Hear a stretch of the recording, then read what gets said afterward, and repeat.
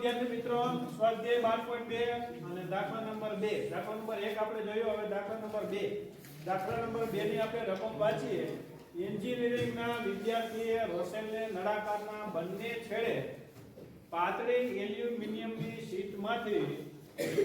બનેલો શંકુ બેસાડી એક નમૂનો તૈયાર કરવાનું કહેવામાં આવ્યું એન્જિનિયરિંગના જે વિદ્યાર્થી હોય બરોબર છે એને આવું કંઈક ને કંઈક બનાવવાનું કીધું હવે નમૂનાનો વ્યાસ 3 સેન્ટીમીટર છે લંબાઈ 12 સેન્ટીમીટર છે જો શંકુની ઊંચાઈ એટલે કે h 2 સેન્ટીમીટર હોય તો રસેલે બનાવેલ નમૂનામાં કેટલી હવા ભરાય હવા હોય કે પાણી હોય તો યાદ રાખજો હંમેશા માટે જો આમાં એવું સ્પષ્ટ બટા નથી કીધું કે શંકુનું ઘનફળ અથવા નમૂનાનું ઘનફળ શોધો જે શીટમાંથી બનાવેલા નમૂનાનું ઘનફળ શોધો એવું સ્પષ્ટ આપણે વાત કરેલી નથી તેમ છતાં તો કેમ ખબર પડે અત્યારે હું તમને અહીંયા ગણાવું છું કે 12.2 માં જે ઘનફળ જ આવે છે એટલા માટે તમને ખબર છે પણ અહીંયા પેપરમાં એવું નહીં કીધું હોય કે સ્વાધ્યાય 12.2 નો દાખલા નંબર 2 છે આ તો હવા ભરવાની વાત હોય પાણી ભરવાની વાત હોય કે કોઈ પણ પદાર્થો કોઈ પણ પાત્રની અંદર ભરવાની વાત હોય તો હંમેશા માટે ઘનફળ જ આવે આ પણ એક યાદ રાખો ચાલો જોઈએ આપણે તો એક નળાકાર બનાવવાનો છે આ રીતે એક નળાકાર બનાવો એની ઉપર શંકુ બે બાજુ લગાડેલા છે ઉપર ને નીચે બે બાજુ એમ આ રીતના એક પદાર્થ નમૂનો બનાવ્યો એલ્યુમિનિયમની શીટમાં હવે બંને છેડે પાતળી એલ્યુમિનિયમની શીટમાંથી બનેલો શંકુ બેસાડી એક નમૂનો તૈયાર કરવાનું કહેવામાં આવ્યું નમૂનાનો વ્યાસ એટલે યાદ રાખજો કે આ આખો વ્યાસ થાય એટલે નળાકારની ત્રિજ્યા કયો કે શંકુની ત્રિજ્યા કયો બંને એક જ થાય તો ત્રિજ્યા નળાકારની ત્રિજ્યા બરાબર શંકુની ત્રિજ્યા એટલે કે વ્યાસ ભાગ્યા 2 એટલે કે 3/2 3 છે વ્યાસ આપણે અહીં લખશું હમણાં હવે આગળ અને એની લંબાઈ એટલે અહીંથી આખું પદાર્થ જે પદાર્થ જે છે એની લંબાઈ કીધું 12 સેન્ટીમીટર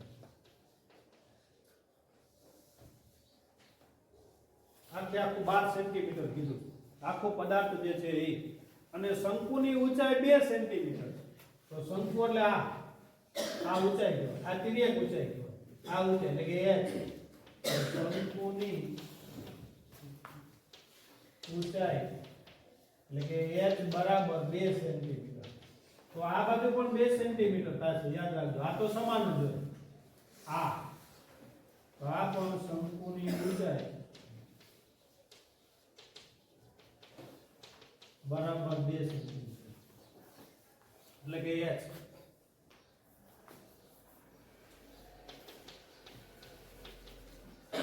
હવે આ 2 સેન્ટીમીટર આ 2 સેન્ટીમીટર તો નળાકારની ઊંચાઈ કેટલી થશે તો નળાકારની ઊંચાઈ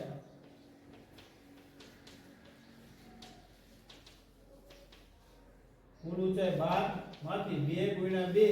એટલે કે 4 એટલે 12 - 4 બરાબર 8 સેન્ટીમીટર ચાલો હવે આ બધું આમાં લખો તો શંકુની ઊંચાઈ તેનો પ્રથમ લખો નળાકારની ત્રિજ્યા અને શંકુની ત્રિજ્યા નળાકારની ત્રિજ્યા બરાબર શંકુની ત્રિજ્યા અલગ અલગ કીધું ન હોય પણ એ બંને એક જ હોય એટલે કે r બરાબર વ્યાસ ભાગ્યા 2 એટલે કે 3 આપ્યું છે 3/2 સેન્ટીમીટર અથવા 1.5 જે આપણે અનુકૂળ આવશે એ લેશું હવે આવે શંકુની ઊંચાઈ તો શંકુની ઊંચાઈ એટલે કે h બરાબર 2 સેન્ટીમીટર અને નળાકારની ઊંચાઈ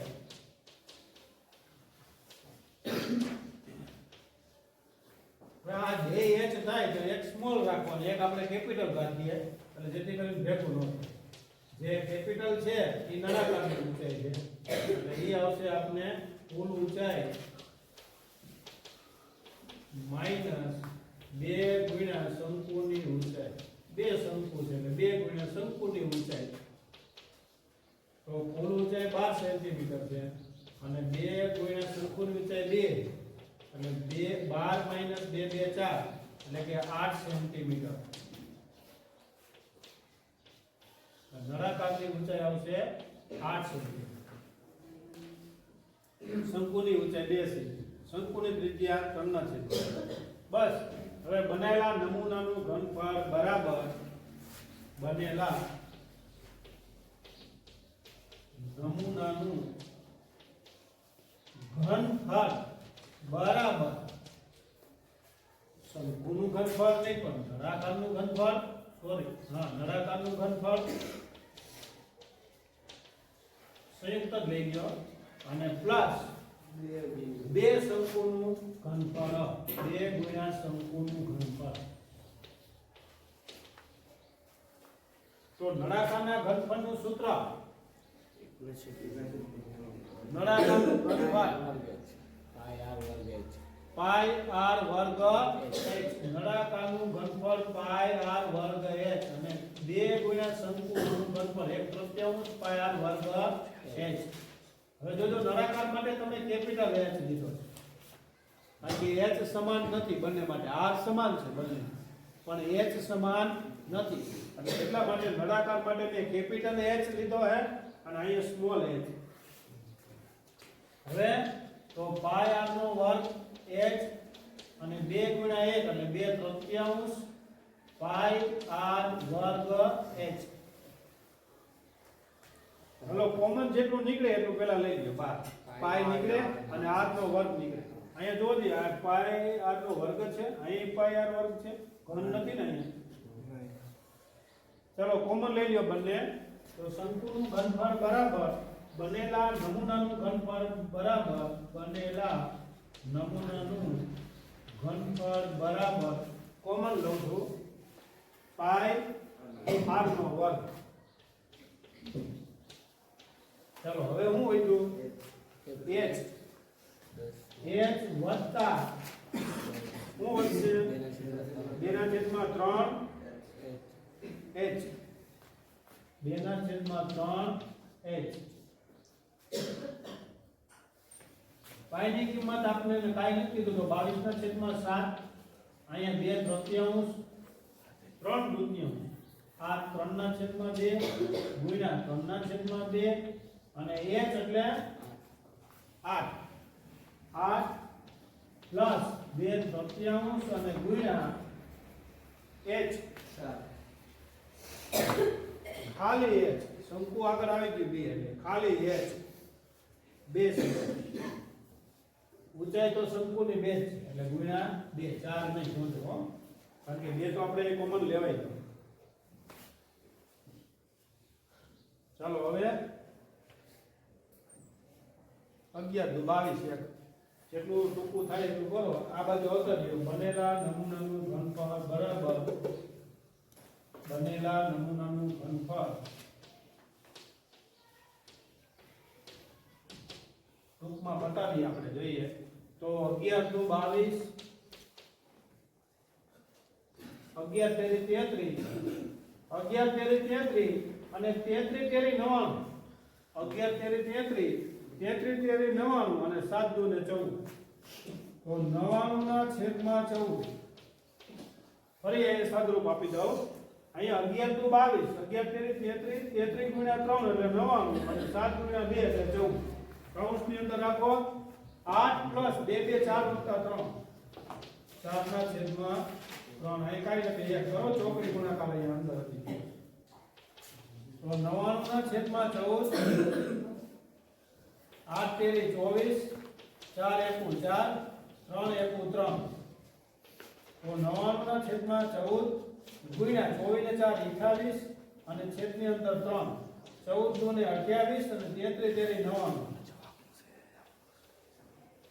33 તેરી 99 અને 33 દુને 66 સેમી કે મીટર સેમી તો સેમી ઘન તો મિત્રો બનેલા નમૂનાનું ઘનફળ 66 સેમી ઘન થશે